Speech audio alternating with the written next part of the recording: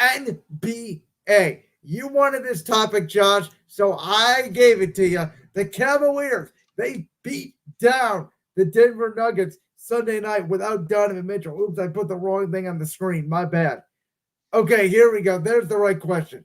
Cavaliers, they beat down the Denver Nuggets Sunday night. When everybody was watching football, nobody really pays attention to the NBA on Sunday, but nonetheless, without Donovan Mitchell, Cavaliers beat down the Nuggets.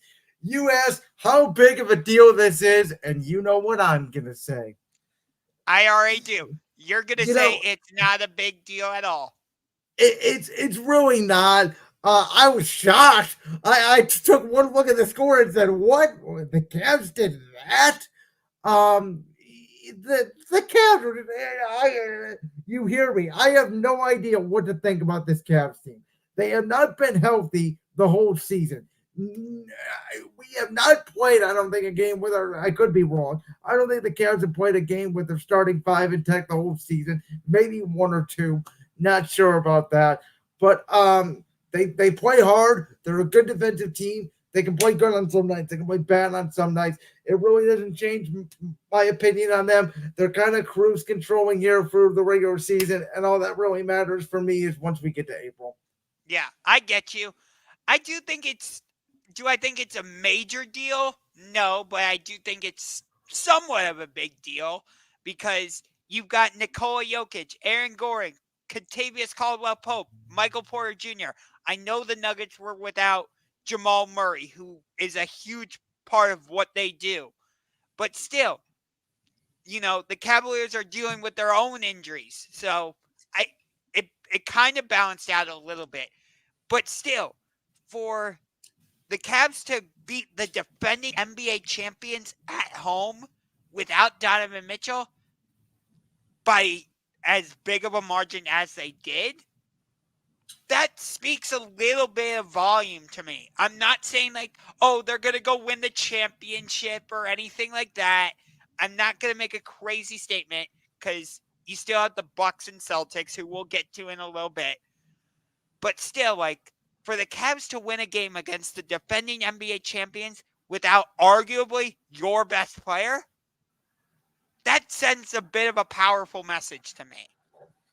It does, unless the Cavs followed up with a complete egg tonight against Philly, which is very possible, even though it's a play-in tournament. Right, Because this is what the Cavs do. Right. They play well one night, they play bad the next night. Yes, and you're 100% right on that. Which I think if the Cavs lose, then they're eliminated from the play-in tournament. And from winning a fake trophy, let's just call it what it is. The play-in tournament is a joke. It's a money grab. It's something for the NBA to do while the NFL is in season to try to get people to get better ratings. They do all this stuff with the crazy court, which I do have to give a shout out to our hometown Cavs because they have the best court by far. At least it doesn't look like you need your eyes checked. Watching some of these courts like Indiana and Philly, like the one the Cavs are going to play on tonight. Chicago.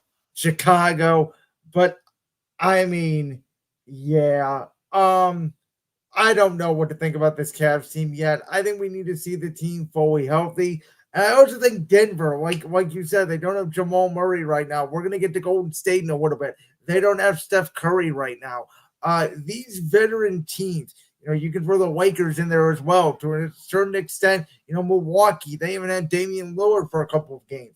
These championship level teams, I can make an argument right now. They're just going through the motions. And I think around Christmas, January, we'll get a better picture of what these teams actually are. But I've always said in my mind, the NBA season really starts Christmas Day. Where you're at on Christmas is who you are, and then you make a determination from there. And that's a fair assessment.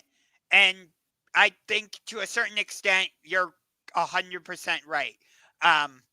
But I just felt like getting a win against the defending NBA champions on your home court without arguably your best player by that margin, it felt like a bit of a statement. Not like, hey, we can win the championship type statement, but it felt like a bit of a statement game. That's all.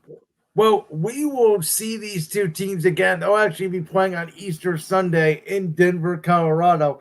And one of the people on this panel will actually be there at Ball Arena in Denver, Colorado on Easter Sunday to see the rematch between these two teams, which who knows by that time, barring a miracle, could be an NBA Finals preview.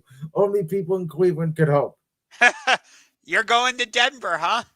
I have been in Denver. That's why we took off one time in September. If you recall, my brother just moved there in August. It was beautiful going back there Easter Sunday. We're going to spend some time. We're going to go to that Cavs game in Denver. Excited for it. And excited to see the Cavs for the first time on the road. I know you have seen them in Utah and other places, I believe, as well. Two, Um, twice I've seen them on the road. Once in Detroit, once in Utah, and I'm actually going to be seeing them for a third time on the road because as of right now, I'm scheduled to head down to San Antonio in early February to see the Cavaliers take on Victor Wembanyama and the San Antonio Spurs. Love it. Well, we got to get to our next NBA topic, that being the Bucks and the Celtics, the two best teams in the East. Wednesday night, they meet up for the first time this season in Boston. I know you're excited for it, Josh, and I'm going to repeat the same thing I just said a minute ago. It's what I told you in regards to the Nuggets Warriors matchup when we did it a couple weeks ago. It's November. I don't think it's a big deal. I think Milwaukee is still a little bit trying to figure it out with Giannis and Dame. It's the night before Thanksgiving. I get what the NBA is doing from that perspective, but at the end of the day, this just it has no stakes for me. Yeah, well, I understand your perspective. I totally get it. I understand where you're coming from, but I completely see it differently.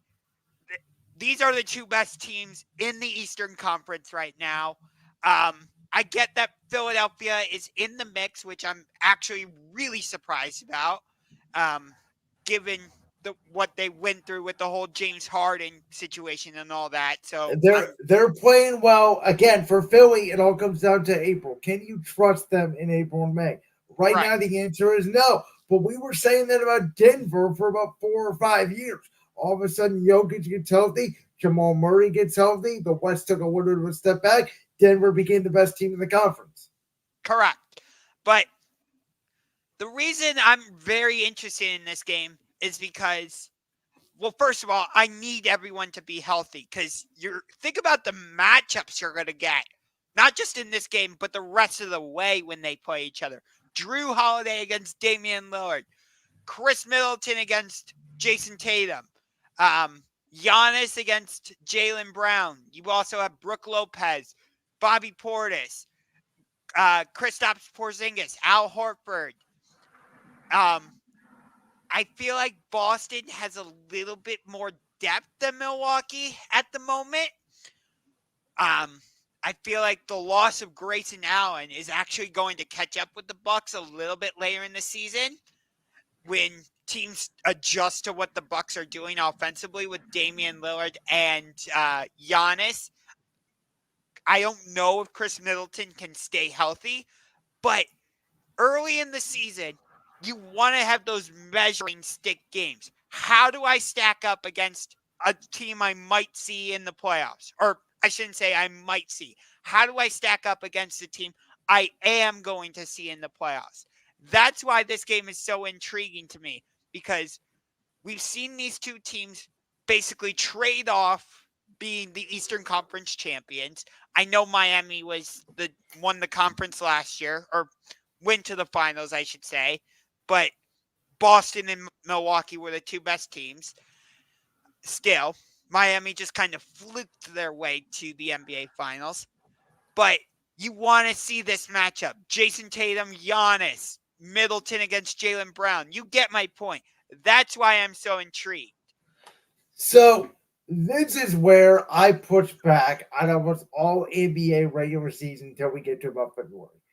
Because I think trade deadline on, trade deadline, basically the NBA season is a lot like the NFL season, right? We know the NFL season is split up into quarters. Week 1 through 4 is a lot different than 5 through 8. 5 through 8 is a lot different than 9 through 12, etc.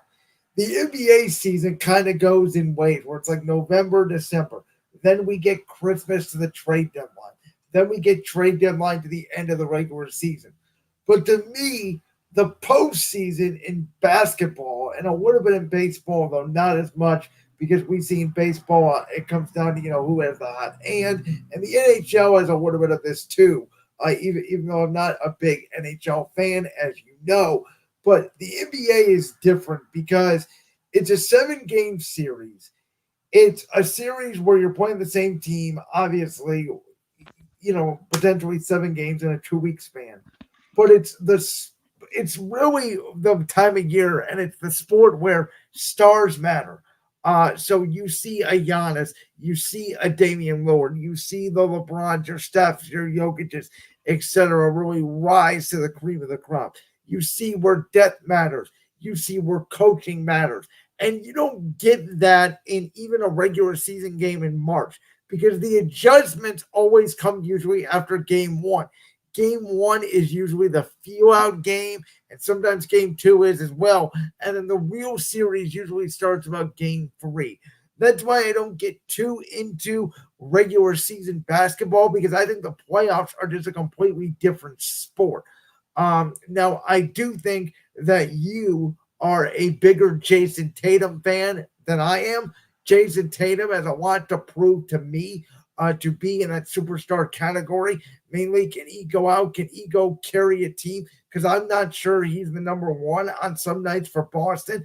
I need to see him on more of a consistent basis. For Giannis, ever since the championship year, I have not seen him, win at a consistent level. Maybe Damian Lillard will help him. I need to see Damian Lillard on that stage. So I am waiting for all this to transpire 6 months from now. I'm not saying that you can use film in November and you can use it to tweak. And if one of these teams blows the other out, you're going to have to make adjustments along the lines. But this game is just a microcosm of what you will see because we don't know. I'm not sure these two teams are going to meet in the conference finals. We both think they will, but we don't know that. And so if these two teams meet, that's the bigger story because, again, the postseason, that's when the cream rises to the crop. All your points are extremely valid. Okay, well, from one game to another, Warriors, Suns. Kevin Durant taking on his former team. Now, Steph Curry, obviously, not going to be in this one for Golden State. Phoenix has not had all their guys healthy really at all yet this season between Durant, Beal, Booker. But what are your thoughts on this game? Steph Curry being out definitely takes a lot of the steam out of it because I was hoping both teams would be fully healthy and nobody would be suspended or anything like that. But it is what it is. That's why I put it in the rundown originally because I thought everybody was going to be healthy and all that, and it would have the same kind of intrigue level. But it's definitely got a lot of the steam taken out of it. But it's still LeBron against Kevin Durant. That's LeBron. Where'd you get LeBron from? What? Is he not playing either? It's Warriors, Suns. Oh, wow. I don't know how I screwed that one up. Wow. I feel like a total doofus now. I don't. There's no do-over on live television, buddy. You got to roll with it. Yeah, take 2, click. No, I did not mean to say LeBron. You still have Klay Thompson, though, for the Warriors, but they don't have Draymond. They don't have Steph. But you said it, when you were talking about it. Suns haven't been able to stay healthy either. So this isn't as big of a measuring stick or as much of a statement game as Bucks-Celtics is. By the way, you know what should have been in the rundown to all of these games? That fight that took place between the Warriors and the Timberwolves, which I thought was great for the NBA. And by the way, Draymond Green is the type of player that nobody likes on your team unless he's on your team. I'm going to defend Draymond here. I thought that was the most fun the NBA will see in the regular season. That 5 minutes right there. I thought that's good for the NBA. The NBA needs more fighting. I did not think Draymond Green deserved a suspension. I don't care what his reputation is. That's what the NBA needs. They need more physicality. He was trying to, choke Rudy Gobert out. Yeah, he put him in a chokehold. He backed away from the pile. Who cares? Be a freaking tough guy. The NBA is way too soft. That's my big problem with today's NBA. They're a bunch of whiners. Even our stars, Steph, LeBron, even now, Luka Doncic, crying about every single foul call. Like, if the NBA would get a little bit more tough guys, like what we see from Draymond Green, what we saw in that fight, the regular season would be more watchable. I hate Draymond Green. I really do. I'm sorry, but I don't like him. He is a dirty player. He is dirty. You know what? I used to hate him. Obviously I hated him when we went to the 4 straight finals. But I've been saying it for the last 5 years. When you don't play Golden State and you just put in perspective what they've done, you gotta respect them. And I'm sorry, Draymond Green. The more I watch him, the more I like him. I hate Nope. the most. I think Draymond is just a guy. He's just a dude, man. He wants to go out and punch people in the face. I love people like that. I'll tell you what. I'll tell you this though. Even when we were playing them in the finals, I was a huge Klay Thompson fan. Huh.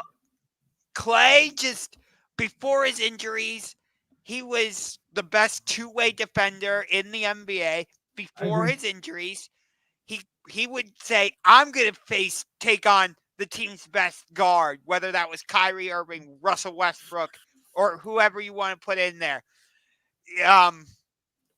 Klay, when you need a clutch three-pointer, if I'm choosing between Steph and Klay, I want Klay. Not now. Because Maybe back then, but not now. That's what I'm saying. Back then,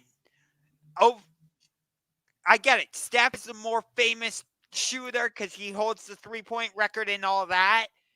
But I just felt like if the Warriors didn't have, let's say you take Klay Thompson off of those Warriors teams, I don't think they'd get to the finals, even with Steph and Draymond. If you take Draymond off that team, they don't get there either.